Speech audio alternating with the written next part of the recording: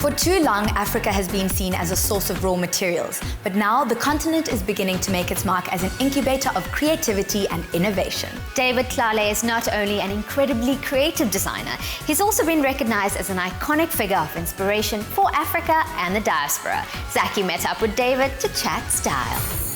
David Tlale has gone from being named the best new designer of the year in 2003 straight to the highly competitive catwalks of Paris and New York. He has come a long way, and today the world is sitting up and taking notice as his models sashay down the ramp, dressed in gorgeous signature David Tlale designs. Best Designer, New Talent, and 100 Most Inspiring Africans are just some of the titles he's received. That's an amazing track record, and I'm excited to find out how he does it. David Tlale, tell us about David Tlale. David Tlale is a young man, born and bred in Vosloorus, raised by a single mother. And I have 3 siblings, 2 elder sisters and a younger brother. I am a proud product of Bantu education. Growing up in Vosloorus, I think, was such a blessing. In a township, you live with multicultural, different backgrounds and heritages, and also traditional celebrations, and you look at the costumes and everything. So most of those things, they just played a major role in my life. David, when did you first realize you were interested in fashion? I started being interested in fashion in 1993 when I was actually studying internal auditing. Then I was sitting in class, I was asking myself, why am I here? Why am I studying auditing? And then I started looking around, and then I saw these students that are in the campus, always looking very grungy and creative, always with portfolio bags, but they're always carrying stuff. So I stopped one of them one day. I was like, what are you studying? They go, I'm studying fashion design. I'm like, that sounds interesting. I was like, oh my word, this is me. Renowned for his undeniable knack for showmanship and elaborate design, David's work is daring and out there, and yet very elegant. His brand does indeed defy convention, and what makes his work stand out from the crowd is his unpredictable use of fabric, color and texture. David Tlale collections have graced the runways of premium Fashion Week platforms, giving him outstanding exposure, locally and internationally. David, how do you manage to maintain the David Tlale look and stay consistent while still coming up with something new every season?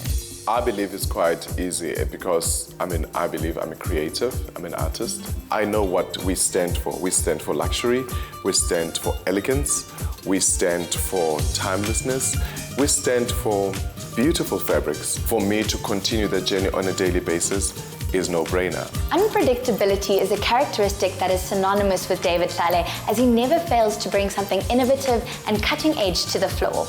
Well, I'm very excited to see what his new range holds. For David, it's also about power dressing, saying that when it comes to fashion, the big spenders are in Africa. David, take us through your current range in terms of style, design, inspiration.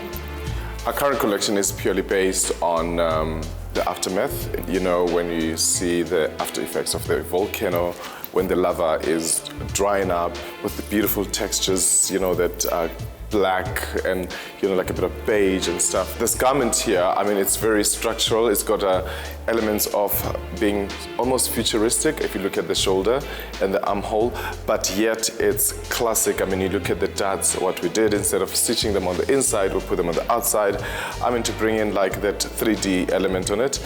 Every woman needs pockets today in, whether it's a skirt, whether it's a dress, and there's a beautiful detail and a slightly beautiful plunging neckline. Being South African, David draws inspiration from a variety of cultures. Okay, this piece has a very, very Eastern feel. I love Indian-inspired garments.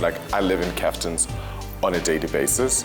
I love scarves, and we had to just extend it because most people are saying, where do you get that? I'm like, I designed it. So I had to extend it to the runway to say, we can do a beautiful silk kaftan and style it with a scarf and also with a beautiful tailored jacket. Okay, I saved one of my favorites for last.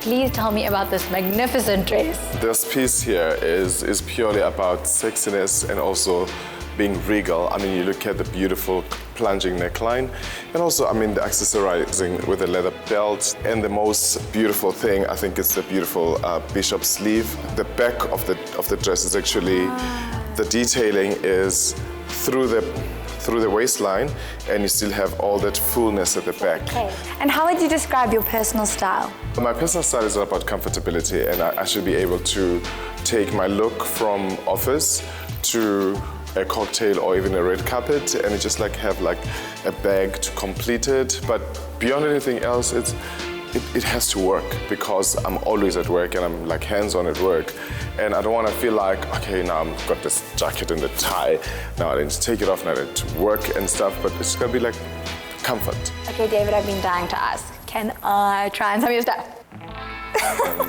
He's gonna say yes! Yes. The designer says that there's much to be done, and the fact that the world is starting to notice what we do is amazing. There is hope for the African child to become a global brand. Ta-da! Oh, you look good. See? It's beautiful.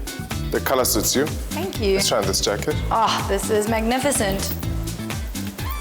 How did you come to introduce Eastern influences into your work? I believe it's one culture that I've always been drawn to, which I love. I love the richness, I love the color. I love also the craftsmanship that goes into garments. I mean, if you look at this basic jacket, I mean, it's got like beautiful textures, sequins, and also some wiring that happens. I think it's that attention to detail. And beyond anything else, I think India is a place where you draw inspiration. So we're gonna try on another outfit for you. Awesome. To make it look more fabulous. Thank you. Let's go. On trends, he says that everyone needs an African print, and this season's collection takes you from the boardroom to a cocktail evening or onto the red carpet, all the while maintaining sexiness and wearability. Oh my goodness, please tell me about it. So basically this is part of our winter collection. I mean, beautiful fabric sourced obviously in India. And also you can look at the craftsmanship is actually done in India. The fabric is silk chiffon, and the embellishment here is just purely brass, some stones in there, and some lurex threads, embroidery, and beautiful glass beads. So what's next for David Tlale? Currently we are launching our foundation, the David Tlale Foundation, which is going to focus on skills transfer or empowering young people, because I don't believe in charity. I believe in imparting knowledge and skills so that people can be able to sustain their lives and get a job and go on. And also then we are launching our diffusion line sometime in July, whereby it is purely a ready-to-wear product. It's called David Tlale. All my fans, they say like, oh, I can't afford a David Tlale, but now everybody's going to be able to afford one. David, thank you so much for spending time with us. Thank you so much. I don't want to take this off. You gotta take it off anyway. David says it's about starting to believe in who we are, our roots, our diversity, and how to embrace it. We have the boldness and the heritage. It's time to show the world what South Africa is all about. A little bit earlier, I said that David's work was synonymous with being unpredictable, but that may not be the case, because we can always expect him to produce work that is innovative and cutting edge.